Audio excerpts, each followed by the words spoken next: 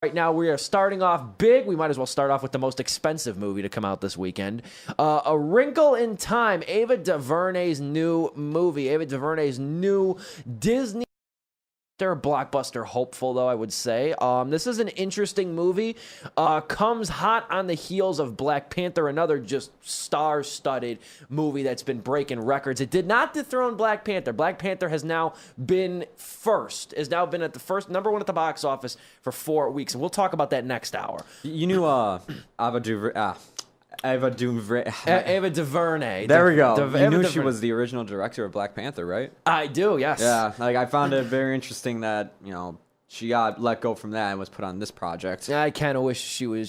I kind of wish for her sake it would have still been none Black of them. Panther. I think it would have been Black Panther. Okay, definitely. I think for her sake it would be. No, first off, let me just say this. First off, I think, and this is why it pains me to kind of go the direction I'm going to go right now and talk about how I'm going to talk about A Wrinkle in Time. But I'm going to say this is that I think Ava DuVernay has a long and fruitful film career ahead of her. Oh, yeah. I mean, she's already accomplished quite a bit. She's 45, so she's pretty young. She's 45.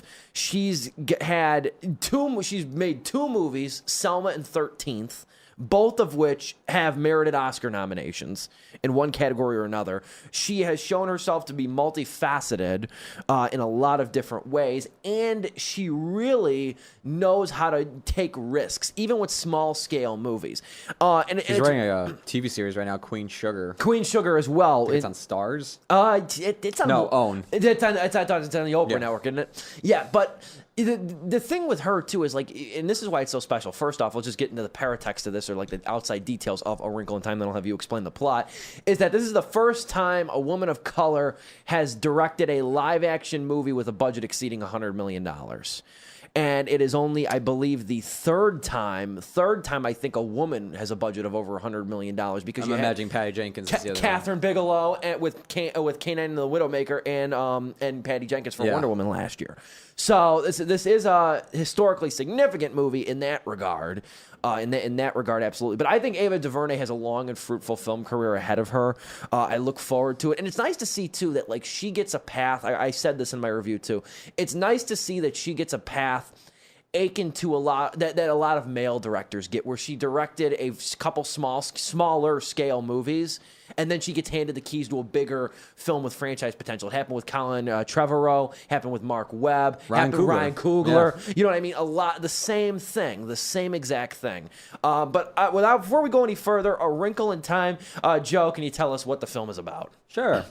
So following a disappearance of her father, a scientist, Meg, played by Storm Reed, is trying to find out what happened to her father. So her brother, Charles Wallace, and a boy named Calvin magically come across three wizards or witches. I really don't know what they were called because the film doesn't really know what they're called.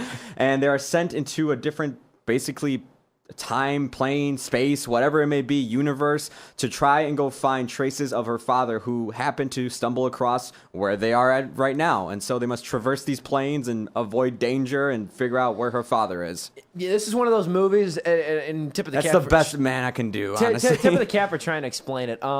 This is one of those movies where it's even when you try to explain to somebody what it's about, they're going to think that you yourself haven't seen it. You know what I mean? Just because of the way you're way of putting it. Trying to fill in the blanks. But yeah, you have Storm Reed, like I said, who plays Meg. You have her brother, Charles Wallace, and by the end of this movie, I was sick of hearing the compound name Charles Wallace over and over again. That's played by Derek McCabe. Then you have the mother, who's played by Gugu Bhattacharya, who is from Cloverfield Paradox. She was in. Father's played by Chris Pine, and like I said, you said that she meets these three eccentric women. These three goddesses, something. Yes, they're wizards. Mrs. I don't know. Whatsit, who's played by Reese Witherspoon, Mrs. Who, played by Mindy Kaling, and Mrs. Witch, played by Oprah Winfrey. Which the names of those people are the thought process I had going through this movie. You know what I mean? You just imagine it's just who was that character? Who? No, who was they? No, Mrs. Who. That's a David Ives script waiting to happen. But there's also a lot of different character actors placed throughout this thing. You have Zach Galifianakis, who literally plays a character called the Happy Medium.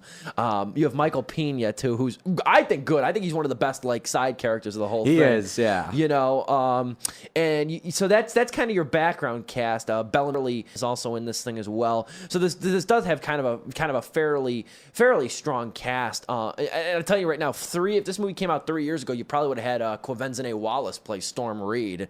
You know, if you remember her, Beast of the Southern Wild. Yeah, I almost said Beast of No Nation. I'm like, wait, no, that's not right. Beast of the Southern Wild, Annie. She was big for like 3 years. Now nobody speaks of her.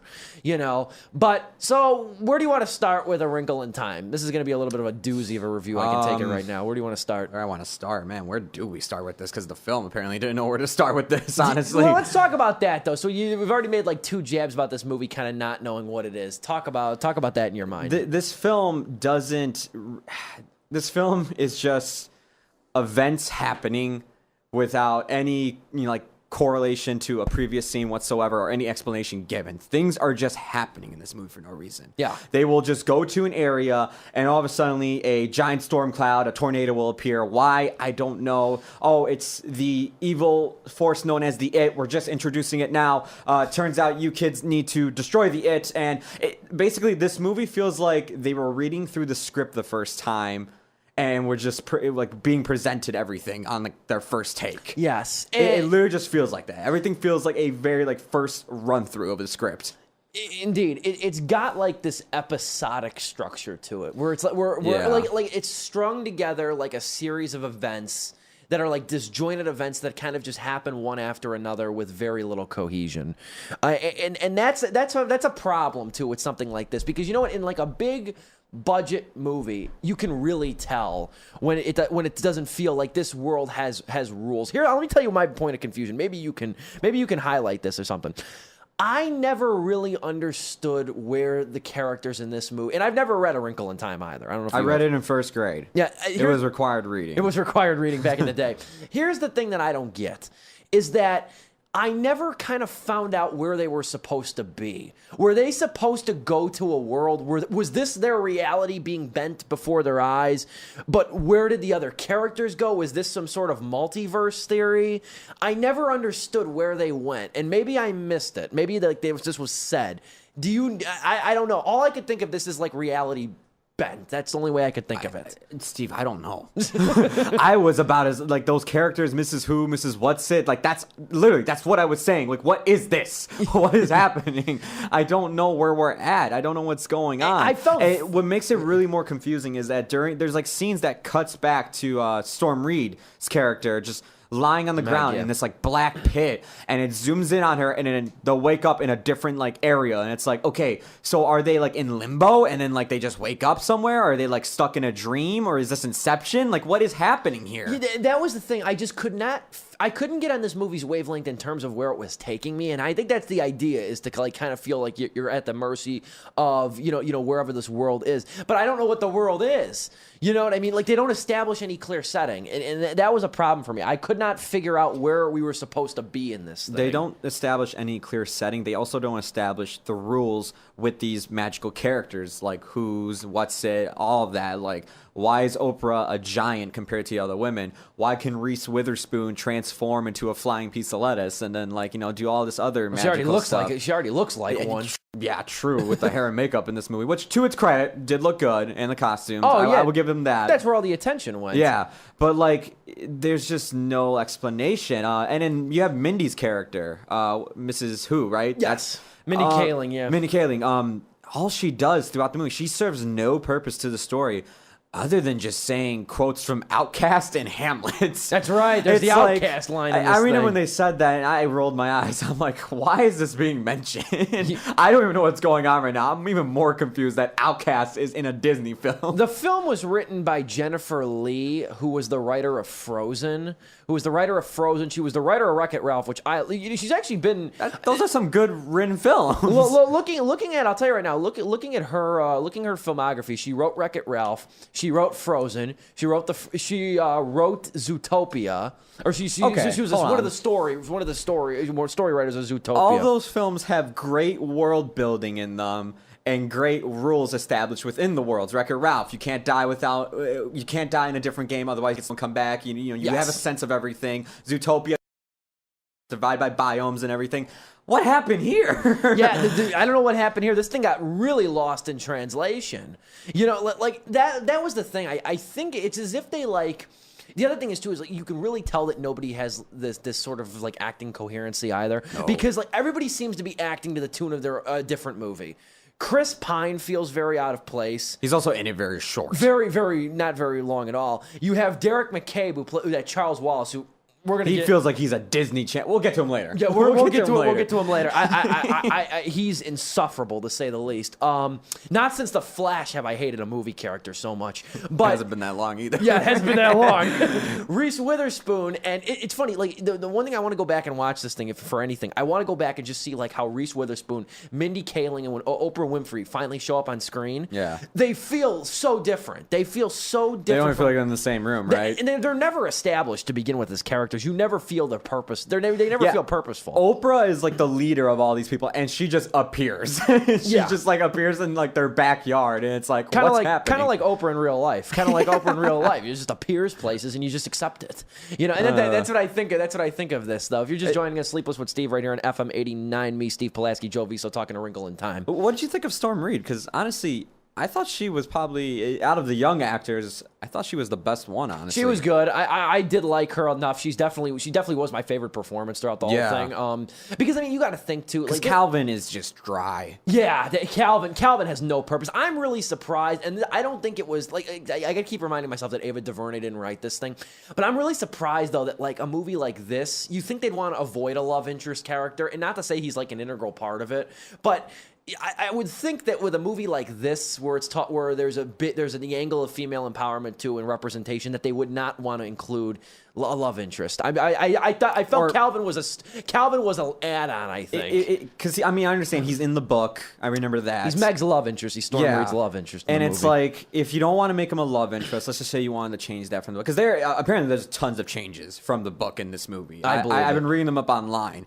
And honestly, this could have been one of the changes too. Is not make him a love interest, just make him a friend. Yeah, really. And you could have very easily made it platonic. You know what I mean? Speaking of changes, there are so many. If you go back and watch the trailer, there's a lot of scenes missing in this movie. There are. There's the famous scene where she takes a string of yarn and basically talks about the whole definition of a wrinkle in time, and it's nowhere to be found in the movie. Yeah, and that could have provided for some pretty interesting and necessary context. You know, remember that? Yeah, scene. no, it talked to flowers. I do remember that scene. Now that you mention it, I do remember that. Yeah, scene. no, it's a very integral. I remember because I'm remembering as I was watching this, snippets of my first grade reading came back to me, and I'm like, oh yeah, I remember Charles Wallace, and unfortunately, it wasn't the way I remembered him in the book, what we got in the film, which we'll get to in a bit. But yeah, just snippets were coming back to me. I'm just like, there are characters missing. There's this Pegasus character that helps them fly around the world, nowhere to be found.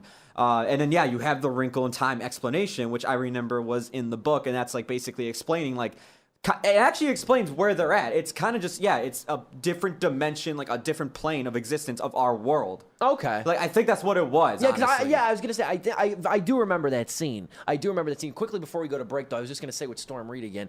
I feel bad. And this is not her. Is this her first role? This is one of her very first roles. Okay. This is her first role in probably anything you've seen her in. I'll put it that way. Okay. But Storm Reed, the thing with that is I feel because I remember when I can't remember the kid's name, but the young kid from Jungle Book, that was one of my points. I said I don't feel like he's that great of an actor, but at the same time, I kind of lessen the grip on the criticism I give these young actors, because you got to think with Storm Reed's case too, and then the kid from Jungle Book too. These kids are acting against green screens. Yeah. These kids are acting. It's not. It's got to be hard enough to act like that. Reese Witherspoon, Oprah, they're veterans. The only person that's telling them anything or having a conversation is the director yelling, "There's a monster behind you." It's kind of like when I compare it to sometimes when you're playing as a kid in the background and you're using your imagination and there's no friggin' rules. You know what I mean? That's how this feels. So you can't be too hard on the actor, on the young actors at least. But in the case of Charles Wallace, which we're going to talk about after the break,